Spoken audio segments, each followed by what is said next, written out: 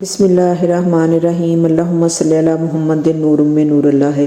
درود پاک کی فضیلت۔ حضرت سیدنا ابو بکر شبلی بغدادی رحمۃ اللہ علیہ فرماتے ہیں کہ میں نے اپنے مرحوم پڑوسی کو خواب میں دیکھ کر پوچھا، نافعل اللہ بے کا یعنی اللہ عز و جل نے آپ کے ساتھ کیا معاملہ فرمایا؟ وہ بولا، میں سخت ہولناک حالات سے کیوں دو چار ہوا؟ منکر نکیر کے سوالات کے جوابات بھی مجھ سے نہیں بن پا رہے تھے۔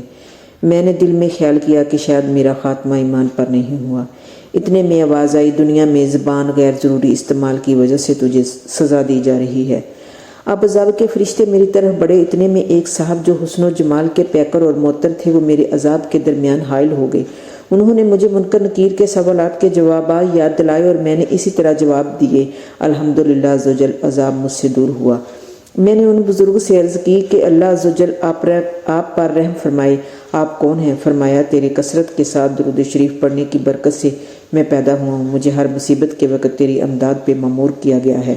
نوٹ: اس پیغام کو دوسروں تک پہنچائیے تاکہ اللہ کسی کی زندگی کو آپ کے ذریعے بدل دے۔ اللہ ہم سب کو اپنے پیارے نبی پہ درود پاک پڑھنے کی توفیق عطا فرمائے۔ آمین یا رب العالمین۔ دعاؤں میں یاد رکھیے۔ اللہ حافظ۔